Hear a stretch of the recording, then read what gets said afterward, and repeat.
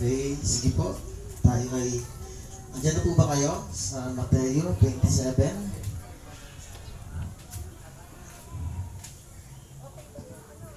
Let's pray. Father God, salamat po. Patuloy kaming humingi ng gabay at aral na galing sa iyong spiritual na prinsipyo. Patuloy niyo po kaming patnubayan ng iyong Espiritu Santo na siyang aming guro sa oras na ito. Salamat po, Ama. Nataas ko po ito sa ngalan ni Jesus. Amen. So, last chapter natin, ang dami po nun. Chapter 26, 74 verses po yon.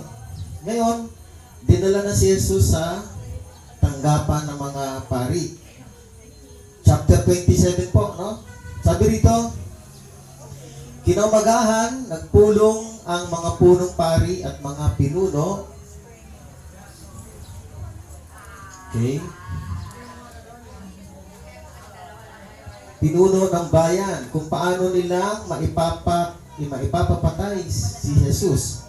Siya'y kanilang iginapos at dinala kay Pilato na gobernador. Noong panahon ni Jesus, mga kapatid, si Pilato po ang gobernador sa Judea. Si Herodes, siya po ang gobernador sa Galilea. Yung Galilea at saka Judea, mga 120 kilometers ang agwat nun. So magkaiba sila ng pinamamahalaan. Si Herodes ay gobernador sa Galilea. Sa Judea naman, andun naman si Poncio Pilato. Ang Judea po, doon nakatindig po yung templo na kinikilala ng mga Israelita. Ngayon mga kapatid, dito po nililitis si Jesus. Ito po ang Judea, ang Jerusalem, ang pinakamahigpit sa batas. Dito po mahigpit yung batas, dito po mahigpit yung dito po yung sentro ng punong pari, andito yung headquarters nila. May sarili rin silang police, kung tawagin ay temple police. Pero mga kawal din po yun ng mga Romano. Ngayon, dinala po siya doon, si Jesus, at ang sabi ay nais ipapatay. Okay? So, nais siyang pahatulan ng kamatayan. Pareho ito po na binanggit doon sa Mateo 26 verse 66 ng kamatayan. Okay. Verse 3. Tuloy ko lang, no? Sabi rito, nang malaman ng taksil na si Judas na si Jesus ay nahatulang mamatay, nagsisi siya at isinauli sa mga punong pari at mga pinuno ng bayan ang 30 pirasong pilak. Sinabi niya, nagkasala ako, ipinagkanulo ko ang dugo ng taong walang kasalanan. Sabi nila, mga pari, anong pakialam namin sa iyo? Bahala ka sa buhay mo, sagot nila. So si Judas, mga kapatid, ay nagsisi. Naalala niyo po, nung si Judas ay nagpunta, mga kapatid, sa chapter 26, verse 40, nagpunta sa mga punong pari, ang sabi niya, ano ang bibigay niyo sa akin para ituro ko si Jesus? Sabi nila, 30 pieces of silver. Mga kapatid, ang 30 pieces of silver na ibinabalik naman ngayon ni Judas, yun ay halaga ng isang alipin. 30 pieces of silver, halaga ng isang alipin kapag namatay, na aksidente, napahamak, yun lang ang halaga niya. Ngayon, si Kristo, yun lang ang halaga na binigay kay Judas para ipagkanulo siya ni Judas. Ngayon, ibinabalik niya.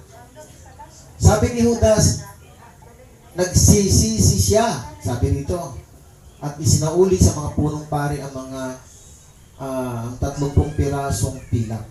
Sabi niya, nagkasala ako. Pinagkanulo ko ang dugo ng taong walang kasalanan. So, si Judas, hindi niya alam na gano'n ang sasapitin ni Kristo. Hindi niya kontroladong sitwasyon. Hindi alam ni Judas kung anong plano ng mga pari noon. Yung pala ay talagang nais ipapatay si Kristo. Siguro kay Judas, akala niya kung anong simpleng bagay lang na ginagawa niya. Yung pala ay talagang maipapahamak niya ang taong ito na sabi ni Judas, ang taong walang kasalanan. Mga kapatid, totoo po yun. Si Kristo po ay, according sa kwento, even si Peter, even si Paul, sabi nga sa 2 Corinthians 5:21 na siya ay isang walang kasalanan. Tignan natin 2 Corinto 5:21. Ano sabi dito? 2 Corinto 5:21. Basahin ko lang to.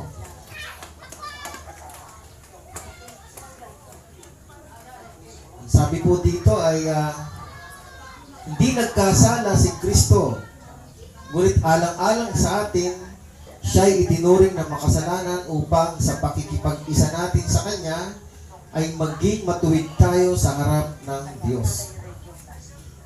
So mga kapatid, ang inosenteng taong ito na si Kristo ay ipinagkanulupa ni Judas na siyang kaibigan. Actually, tinuring siyang kaibigan ng Panginoong Yesus.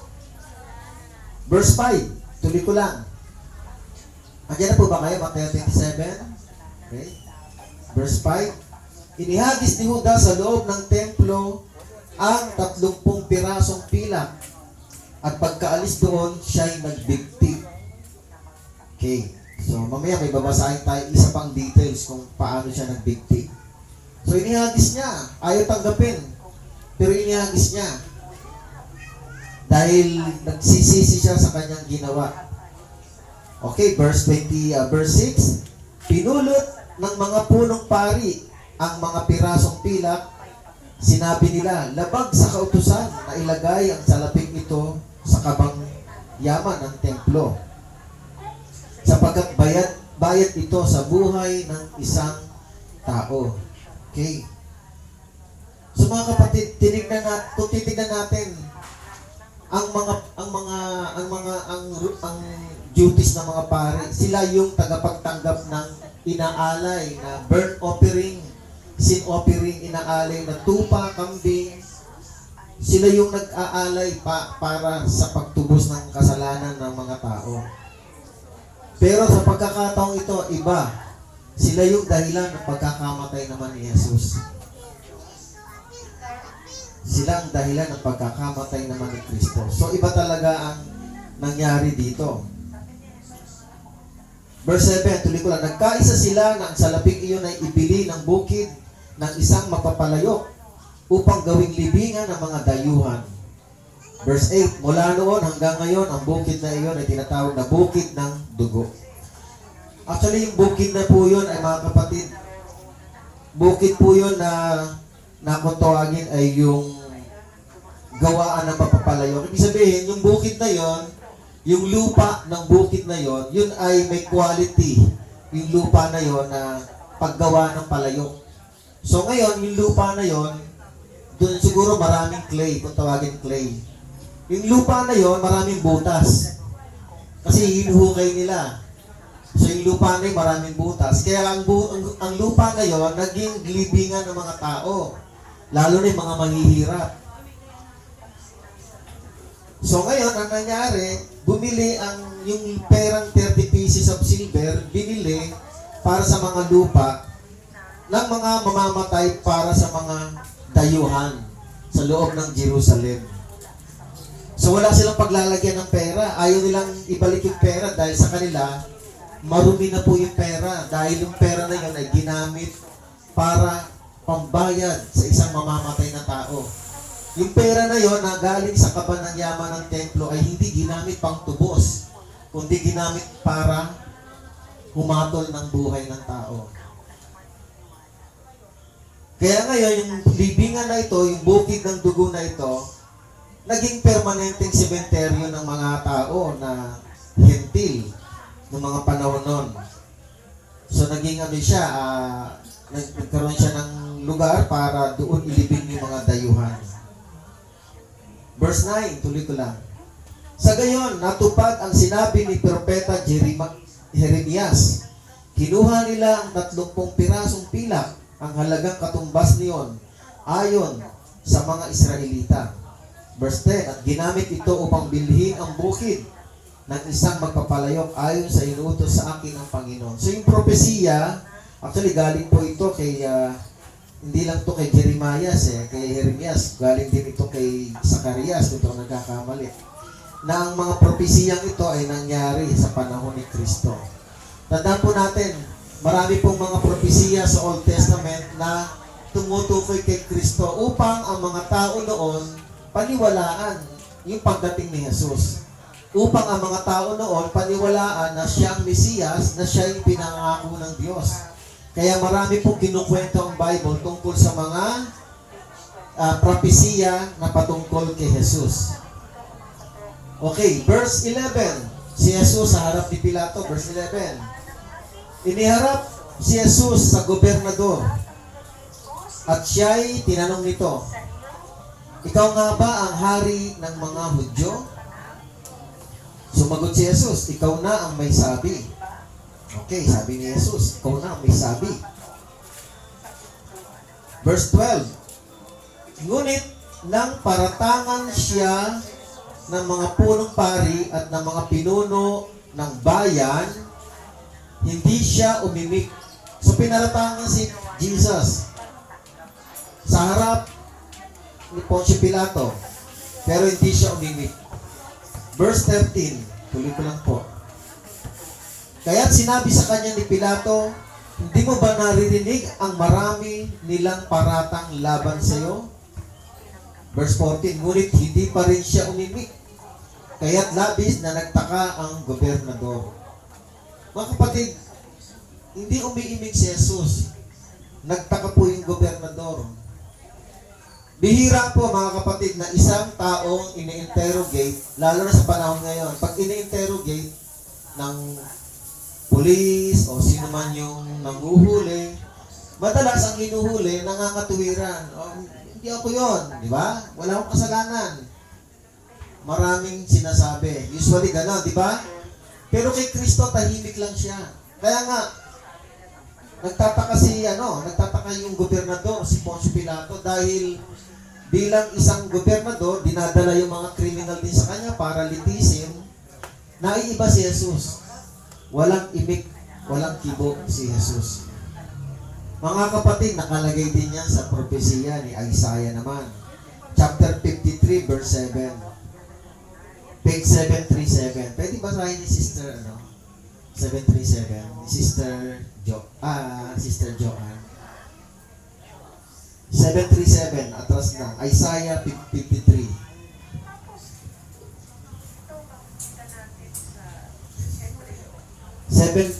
Sa lumang tipan, Isaiah 53 verse 7. Isaiah 53 verse 7. Page 737, sis. Pwede dito? Kung saan maabot yung ano. Isaiah 53 verse 7. Yan yung propesiya. Siya ay binugbog at pinahirapan, ngunit hindi kumibog kahit isang salita. Tulad ay tupang nakatakdang patayin. Parang korderong hindi tumututol kahit nagupitan, at hindi umiimik kahit kaunti man. Thank you, Sister Joanne. Thank you. Okay. So lahat po ito, tumutukoy ang propesiya kay Jesus upang paniwalaan nila na si Kristo na nga yung Mesiyas. So lahat po ito. Kaya nga, sabi nga ni Jesus sa Lucas 24 verse 44, sabi ni Jesus, ako ang sinasaad nung siya ay nawali na buhay noon. Ako ang sinasaad ng sulat ni Moises, ng mga propeta at ng mga awit upang paniwalaan nila na si Kristo dumating na bilang Mesiyas. Okay, tuloy lang natin. Verse 15. Nakaugalian na ng gobernador. So, gobernador lang po ito. Nakaugalian na ng gobernador tuwing Paskwa ay magpalaya ng isang bilanggo na hinihiling ng taong bayan. Ang Paskwa po ay pista ng mga Hudyo. Ang Paskwa po ay Passover na na-institute po ito sa Exodus chapter 12 nung ang mga Israelita ay inalis sa Egyptian country para dalhin sila sa promised land. Ngayon, dumating yung salot, nagbigay ang Panginoon ng 10 salot. Ang ika-10 salot, yung kadiliman, yung espiritu ng kamatayan dadaan sa bahay. Kapag merong dugo ng tupa sa hamba ng bahay, hindi mamamatay po yung panganay na anak na lalaki o panganay na anak na tao at hayop, hindi mamamatay. Kaya ang Passover na ito, ang lahat ng nilagpasan ng kamatayan, yun ay nabuhay na sabi ng Panginoon, isi-celebrate ngayon yung Passover, yung paglipas o paglagpas ng kamatayan sa mga taong walang sa mga taong mayroong dugo ng tupa sa hamba na ililigtas ang mga panganay na anak, maging tao man at hayop. Kaya ngayon, sineselebrate ito, naging ugali naman ni Gobernador Pontius Pilate na magpalaya ng isang bilanggo na kung anong hinihiling ng taong bayan. Tignan natin verse 16. Noon ay may isang bilanggo na kakilala o kilala sa kasamaan na ang pangalan ay Jesus Barabas. Jesus din. Very ang Jesus po, mga kapatid, ay common name po noon. Verse 17, nang magkatipon ang mga tao ay tinanong sila ni Pilato, sino ang ibig ninyong palayain ko? Si Jesus Barabas o si Jesus na tinatawag na Kristo? So, nagbitaw ng salita si Pilato. Sino palalayain ko? Bilang reward, every Passover ay magpapalaya siya ng isang bilanggo. So ngayon, tanong ni Pilato, sino palalayain ko? Si Jesus Barabas o si Jesus na tinatawag na Kristo? Verse 18. Alam ni Pilato na naiinggit lamang sila, kaya nila isinakdal si Jesus. Totoo po yun. Ang mga tao noon, nung panahon ni Jesus, bumabaling na sila kay Jesus. Sumusunod na sila kay Jesus. More or less, mga kapatid, more than 10,000 sumunod kay Jesus doon nung nangaral siya. At nagpakain siya ng 5,000 mga lalaki pa lang yon. Hindi pa kasama mga anak at mga babae. 5,000 and then 4,000 nagpakain ng Panginoon.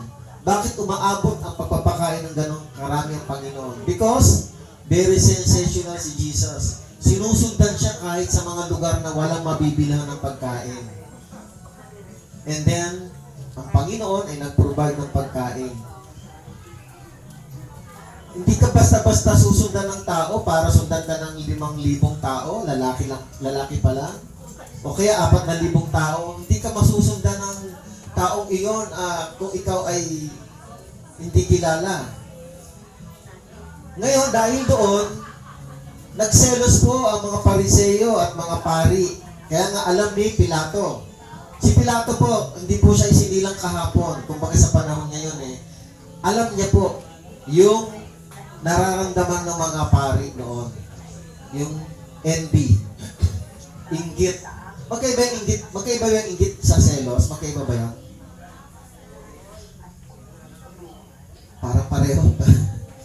Inggit sa selos, envy and jealous. Magkaiba ba, Clarice? Parang pareho, pero magkaiba yun. Okay, sige lang. Okay.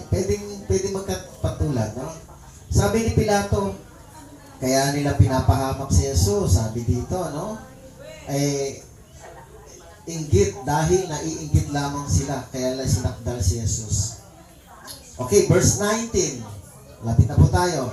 Bukod dito, nang si Pilato ay nakaupo sa hukuman, nagpasabi ang kanyang asawa. Nung nakaupo siya sa hukuman para maghatol, meron po siyang kapangyarihan.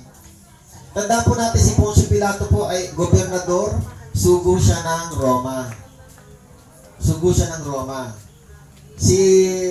Sa Galilea, si Herodes, ito pong Herodes na to, anak na po ito nung namatay na great hero, Herod the Great.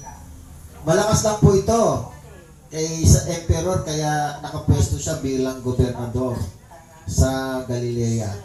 Ngayon, ito pong si Poncio Pilato nakaupo sa hukuman, may pinasasabi ang kanyang asawa.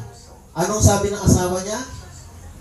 Ni Poncio Pilato, sabi sa kanya, huwag kang makialam sa usapin ng taong iyan. Wala siyang kasalanan. Labis akong nahirapan dahil sa aking panaginip kagabi tungkol sa kanya. Yung asawa ni Pilato na naginip nung gabi na yon. Naghirap yung panaginip. Nahirapan yung babaeng ito na asawa ni Pilato dun sa panaginip na yon. Now, ang sabi dito ng babae, huwag kang makialam sa usapin ng taong iyan, wala siyang kasalanan. Paano niyo malalaman walang kasalanan si Jesus? Marahil dahil sa panaginip. So sabi ni Jesus, huwag kang makialam. Susundin kaya ni Pilato? Susundin kaya ni Pilato yung babae, ang asawa niya? Tingnan natin ha. Dito sa aking Bible, ang nakalagay dito ay at samantalang nakaupo siya sa luklukan ng paghuhukom, nagpasabi sa kanyang asawa, huwag kang makialam sa matuwid na taong iyan, sapagkat sa araw na ito'y labis akong naghirap sa panaginip dahil sa kanya. So halos pareho naman, mga kapatid. So nanaginip po yung asawa ni Pilato at ipinaunawa sa panaginip na walang kasalanan si Jesus. Tingnan natin kung susundin siya ng kanyang asawang si Pilato. Verse 20, ang mga tao ay na may hinikayat ng mga punong pari. Yung mga tao, sabi ng mga punong pari siguro, sige pa, sumigaw kayo. Parang ganon, hinihikayat yung mga taong bayan. Na hilingin kay Pilato na si Barrabas ang palayain at si Jesus ay ipapatay. So, pinasisigaw o naghihikayat yung mga pari na siguro yung mga pari na iyong sumigaw na sila ay sisigaw para kay Kristo na papatayin. Kundi hinihikayat yung mga tao. Sige, sigaw nyo, parang ganon. Si Barrabas ay pakawalan at si Kristo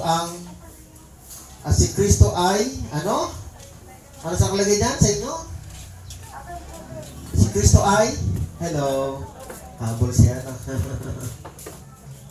At si Kristo ay ipapatay.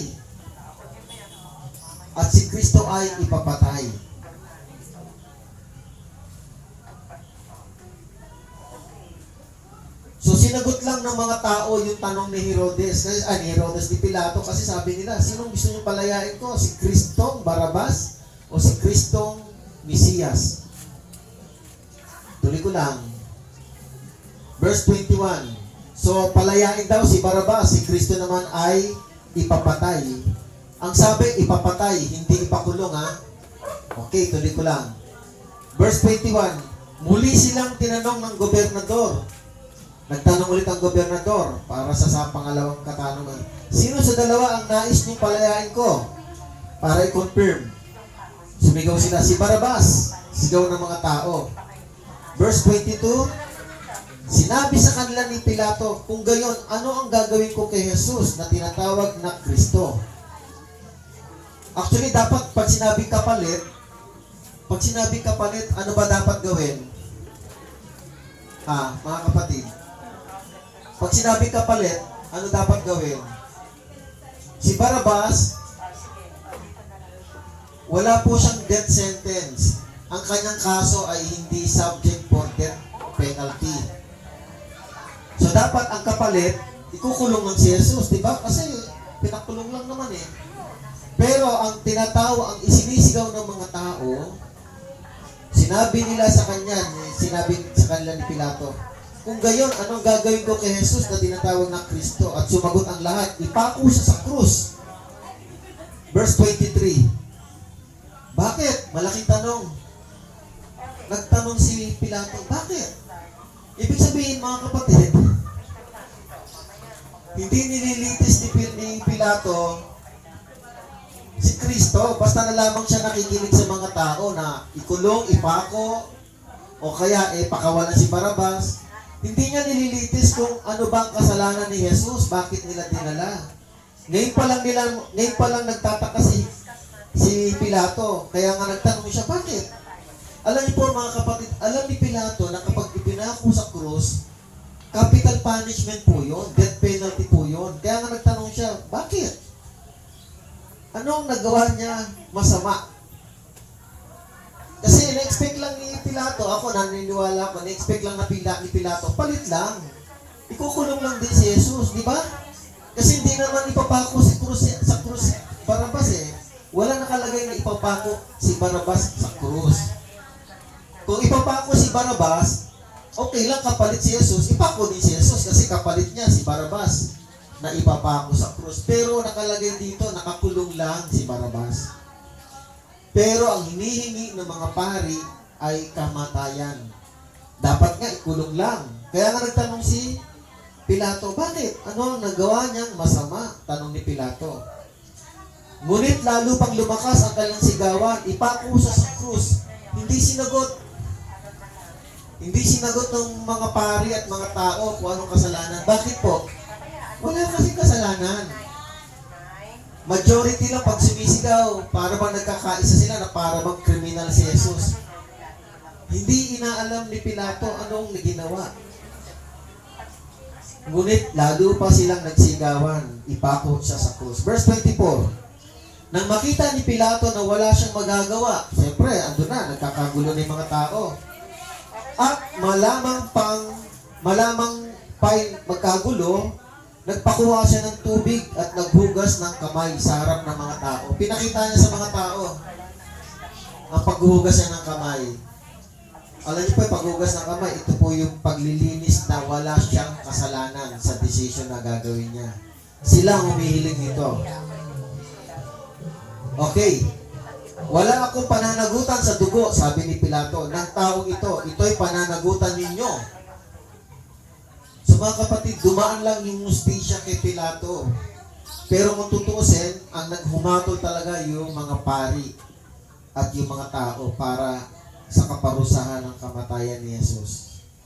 So wala akong pananagutan dito, sabi ni Pilato. Verse 26, sumagot naman ang mga tao, pananagutan namin at ng aming mga anak ang dugo niya. Pananagutan namin at ng aming mga anak ang dugo niya. So sumigaw yung mga tao. Hindi sinasabi kung anong kasalanan. Si Pilato naman, basta na lang, teka lang, hindi ko pa alam kung anong kasalanan ni Jesus. Ipapako niyo na sa krus. Hindi niya pinakialaman. Basta sinabi na lang niya, bahala kayo. Hindi ko pananagutan ng dugo na yan. Sumigaw yung taong bayan, kami nang bahala. Kami mananagot sa dugo niya. Verse 26, pinalaya nga ni Pilato si Barabas at pinahagupit naman si Jesus. Pagkatapos, ibinigay siya sa kanila upang ipako sa krus. Mga kapatid, hanggang doon lang muna tayo. So, ang kapalit ni Kristo ay isang kriminal laban sa isang matuwid na si Jesus. Alam niyo po ba mga kapatid, tayo po ay lumalarawan po tulad ni Barabas. Dapat tayo ang nakapako talaga sa krus, pero nag-substitute ang Panginoong Jesus para sa atin. Siya na walang kasalanan ay nakakilala ng kasalanan dahil kinilala niyang kasalanan natin na siya ang nagbitbit, siya ang nagdala ng kasalanan natin upang tayo ay maligtas, siya ang maparusahan. Upang tayo mabuhay, siya ang mamatay. So naghugas ng kamay si Pilato na wala akong kasalanan. Sa Book of John, meron doon mas mahaba yung interrogation doon eh. Sa Book of John, sabi niya, binibigay ko na sa inyo. Bigla may sumigaw na tao, tama po, kasi po, ang kasalanan niya ay inaangkin niya siya raw ay Diyos. Nagtatakot si Pilato, pumasok ulit siya. Sa Book of John po ito sabi ni Kristo, sabi ni Pilato, sino ka ba talaga? Natatakot siya matulan kasi may sumisigaw, anak daw siya ng Diyos. Now, natuloy po ito, di ba? Hindi natin pwede baguhin ang kwento. Natuloy po ito, naipako si Kristo sa krus, namatay at muling nabuhay. Tapos na po ito. Ang maganda lang, pinag-uusapan natin, pinag-aaralan natin, ano po ba ang lesson natin dito? Meron po 3 lesson. Okay? Una natin pinag-aralan, di ba, si Judas, ibinalik yung pera. Ano sabi ni Judas sa kanila? Sabi rito ay, sinauli niya yung pera, siya ay nagsisisi Sabi niya, nagkasala ako, ipinagkanulo ko ang dugo ng taong walang kasalanan. So unang lesson dito, nagsisi po si Judas sa ginawa niyang kasalanan. Pero, which is good yon sa atin. Pero, ang repentance, ang pagsisisi ay hindi kumpleto kung walang paghingi ng tawad. Magkaiba yon. Nagsisi siya sa ginawa niya, but hindi siya humingi ng tawad kay Jesus. Magkaiba yon. Mas mabuti pang lumapit ka sa isang tao at ikaw ay humingi ng tawad sa iyong kasalanan. Kumpleto yun. Wala.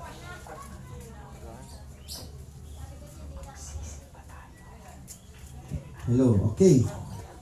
Tuloy ko lang. Kumpleto yun kapag nagsisi, o kaya pag humingi ng tawad sa isang tao pinagkasalaan, kumpleto po yun. Hello. Okay? Pero pag nagsisi lang sa ginawa niya at hindi siya humingi ng tawad, hindi yun kumpleto. Kasi yung pagsisisi, pwede mong sabihin, nagsisi ako, bakit ko pa ginawa yung isang bagay na yon? Pero kung involved ang kapwa mo, may ginawa ka masama, nagsisi ka sa ginawa mo, pero hindi ka humingi ng tawad, sa palagay niyo yung pagsisisi niyo ay epektibo ba? Mr. Josephine. Hindi. Sister Nora. Hindi po. Para sa'yo, Sister Nora, para po sa inyo, kung may nagkasala, kahit magsisi po siya, pero hindi naman humingi ng tawad sa inyo, wala kang alam doon. Andun pa rin yung sama ng loob mo kasi hindi ka pinuntahan para humingi ng tawad, di po ba? Kaya nga, anong lesson dito? Si Judas ay nagsisi lang, pero hindi humingi ng tawad. Alam niyo po, dapat maging kompleto. Dapat dalawa. Nagsisi tayo sa ginawa nating masama, sa kapwa natin, pero kailangan ipaalam natin na humingi tayong tawad. Hingi tayo ng tawad, magsisi tayo sa kanya, sa ating